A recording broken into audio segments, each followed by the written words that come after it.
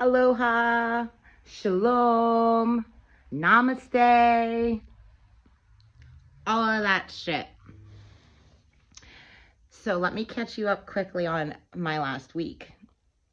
Since I talked to Indigo Angel and she gave me those key pieces of Cygnus information that I really needed to clack things, right? And I said about how excited I was to go to work on Saturday to see if the universe threw me any more Norse pagans or just see what the fuck happens, because I mean, I'm ready to play, right? I am finally ready to fucking play. And the universe didn't send me more Norse pagans on Saturday. But Sunday it threw me a curveball. And I'm going to backtrack about my asshole boss, the owner of this bar that I work at. And as I've said, he literally lives right across the street and we don't have managers. I've been sexually assaulted. There's no managers to tell and the owner doesn't care. And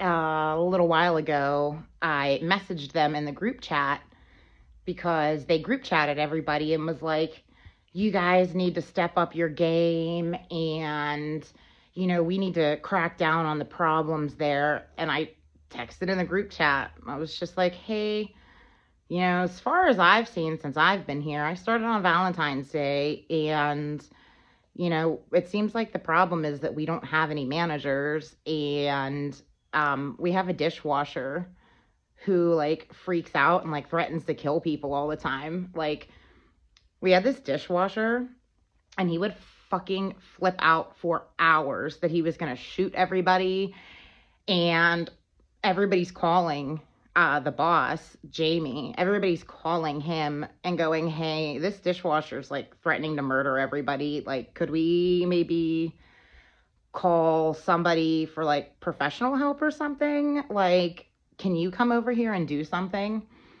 And instead of him coming over across the street and doing something, he sent his middle-aged pregnant girlfriend over, who is itty bitty, and sent her over to potentially be harmed and babysit him.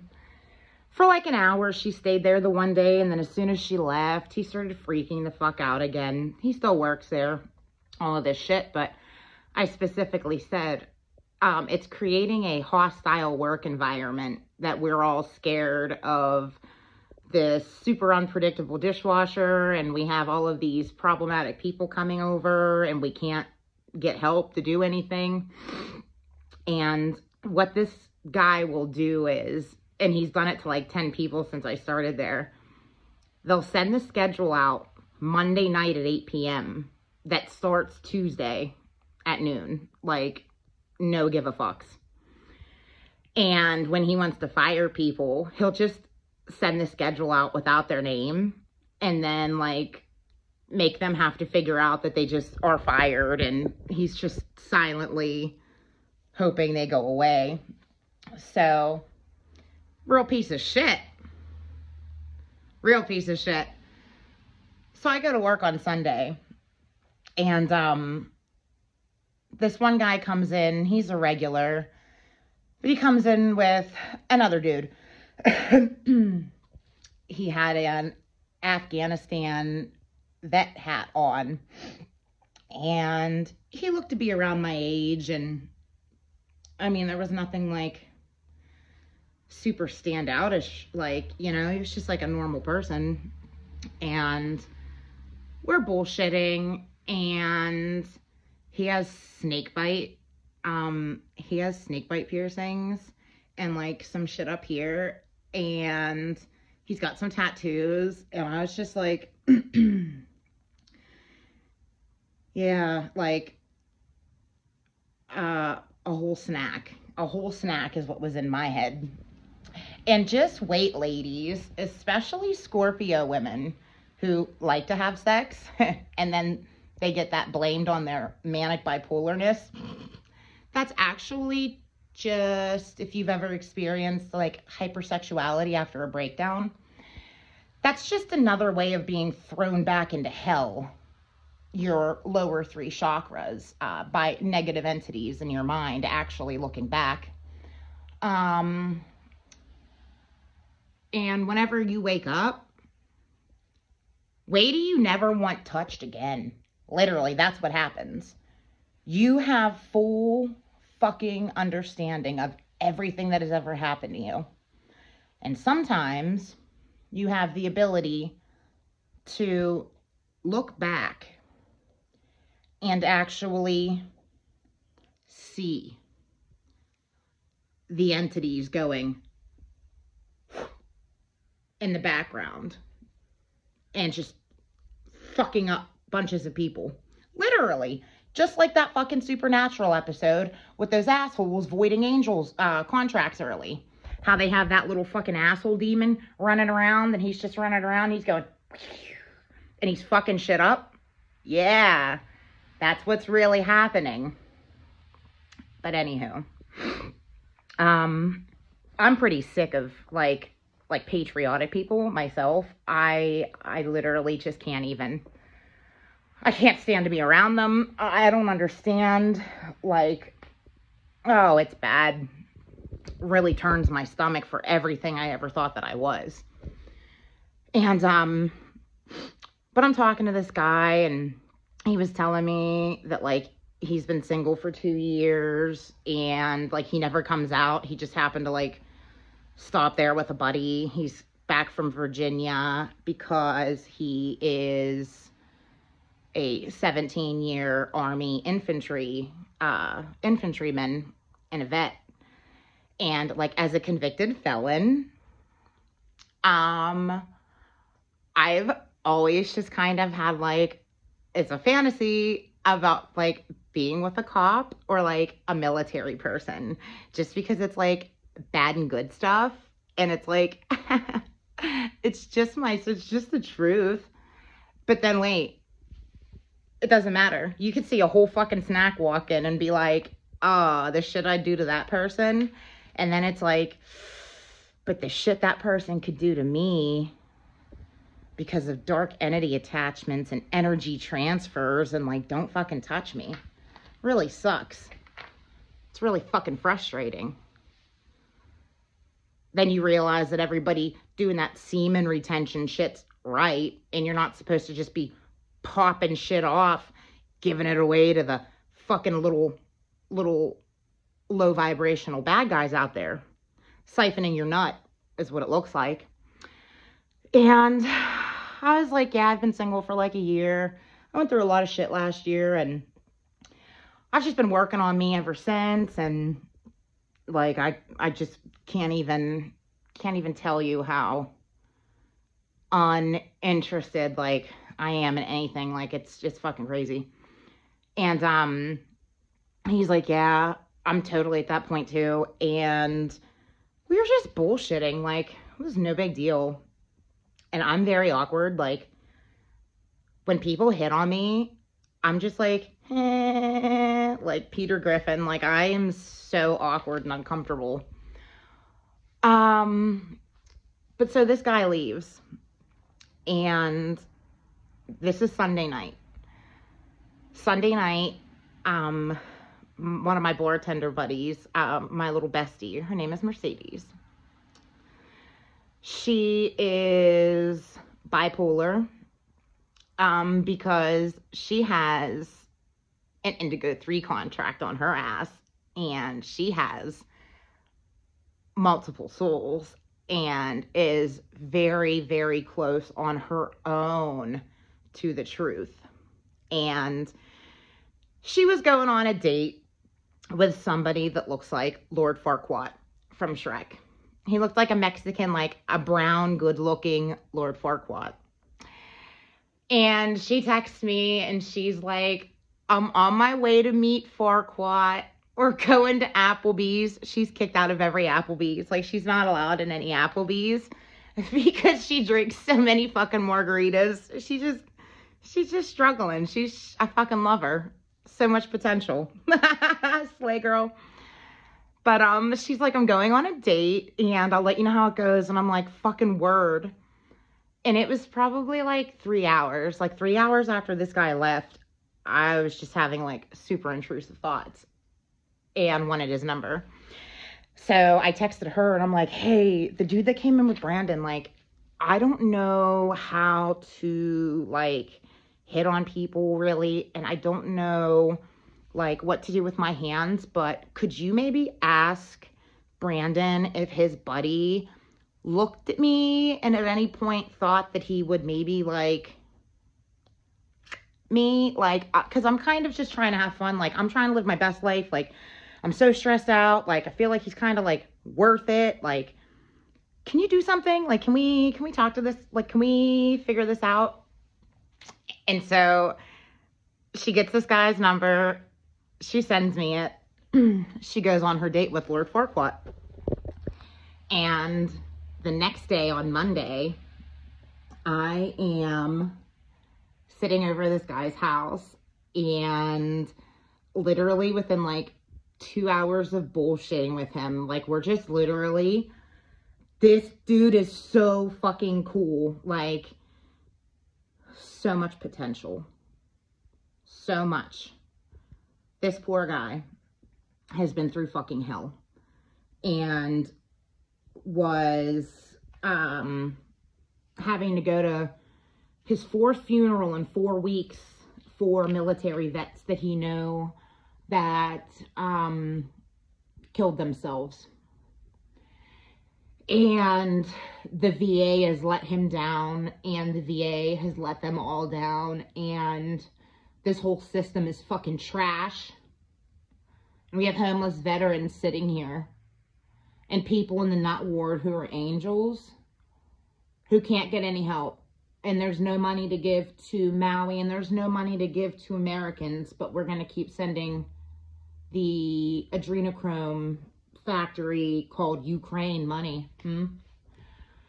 So I text Mercedes. I'm like, hey, how did your date go? And she's like, Farquaad knows what he's doing in bed. She said, I'm getting married. And I'm like, can we please upgrade him to Lord Fuckwat then? Like, can we please stop calling him Farquaad? Like, I can't even.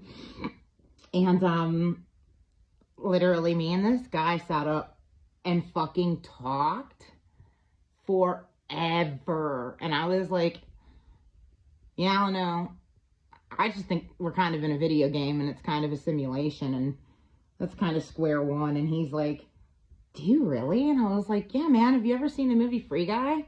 Let alone all the other movies, but Free Guy really showed their asses. And he's like, yeah, I saw that.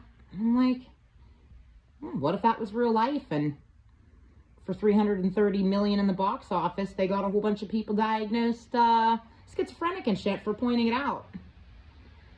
And he's like, that would be wild, but he's like, I don't know how that's not possible. And I'm like, well, thing is, I woke up in a panic last year and I started mass grabbing motherfuckers. And I kind of have a lot of punch packing people to kind of validate the things that I'm saying. And all of this shit. So she texts me and she's like, hey, how's it going with him?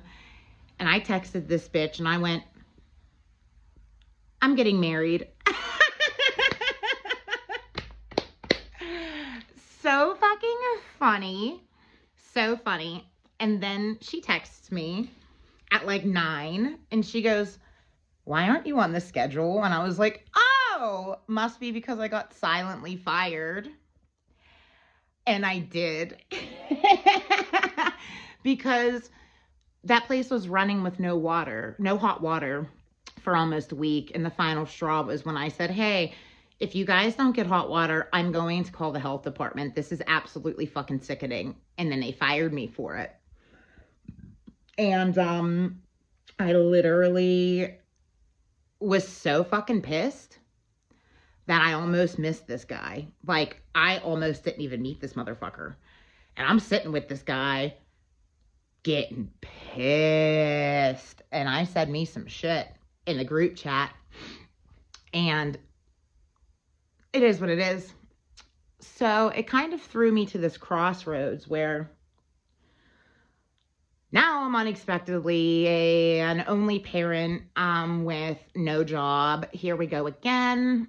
And now I think that I'm ready to go get a disability attorney because nobody will listen to me or take me seriously. And I kind of want to get my foot in to some kind of a court system to start talking to these motherfuckers. And I think that I'm going to go on starseed missions of my own now that I've got some clarity. And I think what I'm going to do is I'm going to put together resources such as Paul Wallace. Sorry, my phone's dying. Paul Wallace and Tom Campbell and all of these scientists and quantum physicists and all of these people who are out here telling everybody we're in a fucking simulation world. And I'm going to start pulling up some fucking receipts because I just feel like I'm holding a lot of people's fucking numbers, and I'm really pissed. And I am going to take my welfare insurance through the state of Pennsylvania. And one of these days soon, I'll take you through what a shit show shamble game the welfare system is here in Pennsylvania. And I'm going to take my welfare insurance, and once I get my shit together, I think I'm going to start hitting different, not wards, different mental hospitals with all of my fact-checked research. And I'm going to take it around to these fucking doctors in these nut wards. And I say nut ward every time because who gives a shit? If you have ever been to the nut ward, you are so much better off and so much fucking stronger than you'll ever know if you are still alive. If you have been so fucked in your head that you have ended up at a nut ward, you are so valuable. And if you've never been to Fayette County Prison, and if you've never been to Allegheny County Jail, and if you've never been to Muncie State Prison, maximum security for women, and if you've never been to Cambridge Springs, near Erie, PA, medium security prison for women, the only 2 state prisons in Pennsylvania for women, I've been to them. If you've never spent time doing hard time, and then spent 3.5 days in a nut ward, and the 3.5 days you spent in the nut ward was the most traumatic place that you've ever been, then you can't imagine how, if this is a hell world, if there were pits of hell, like the deepest, darkest pits of this hell world are those nut wards. I am still so fucking traumatized by what I experienced whenever I was there looking around going, what the fuck is going on here? So, for the hardcore conservative patriots who think that welfare system bumpkins are a bunch of losers, I am the welfare system. And maybe you should not hate the player and you should hate the game. And maybe help me change it, because our money's backed by nothing. It's about to not even be backed by Saudi Arabian oil anymore with this brick shit. And I think I'm going to take everybody's tax dollars and I'm going to start doing tours. Hope tours of my own, kind of like NF is doing, but I'm going to do it nut ward style. I'm going to start using the only resources I have left with nothing. I don't have shit to go on cool starseed missions like Indigo Angel, Algeria. You know, I just woke up in a panic freaking out. And I think I'm going to make the best of it. And I think that I'm going to play me some games. And I think that I'm going to go and start inventorying these fucking nut houses and pulling these poor people out of their pits myself. Because with about 12 keywords, such as oversoul, walk-ins, shadow work, just the highlight reels of what to do to get the fuck out of your head, I'm going to go hand them out to people. And I'm going to go see how many fucking Scorpios are in there. And I'm going to see how many fucking Geminis are in there. And I'm going to see how many Sagittariuses are in there. And I am going to go find the darkest, most hopeful people there are. It is such a fine line between schizophrenia and trying to have a spiritual awakening. A very fine fucking line. And then when you look at NF's videos, you realize that the game is even more fucked up than you know.